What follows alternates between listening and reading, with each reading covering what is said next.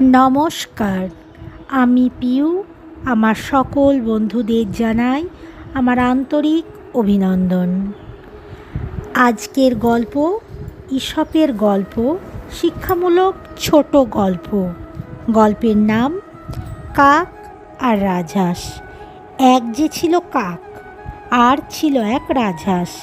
একদিন কাক আর রাজহাঁসের মধ্যে কথা হচ্ছিল। কাক রাজহাঁসকে অনেক দুঃখ করে বলল, তুমি দেখতে কি সুন্দর, আমিও যদি তোমার মতো সাদা হতে পারতাম। আমার গায়ের রং কালো, তাই কি বিচ্ছিরি না দেখতে আমি।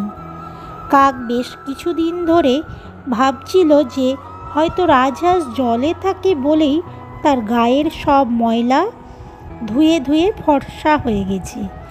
যেই না ভাবা, অমনি কাকটি সেই মতোই কাজ শুরু করলো। কাক জলে নেমে পড়ল।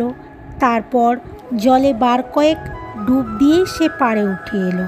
কিন্তু নিজের গায়ের দিকে তাকিয়ে কাক দেখল সে আগের মতোই কালো রয়ে গেছে। তারপর কাকের মনে হলো শুধু জলে নামলেই হবে না, ওই জলেই তাকে থাকতে হবে।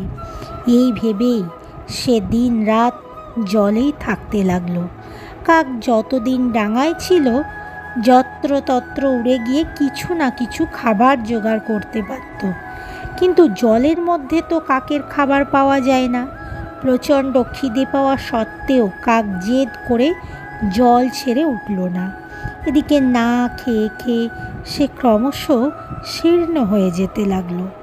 এমনি করে জলে থেকে কাক সাদা হওয়া তো দূরের কথা, না খেয়ে খেয়ে একদিন সে মরে গেল।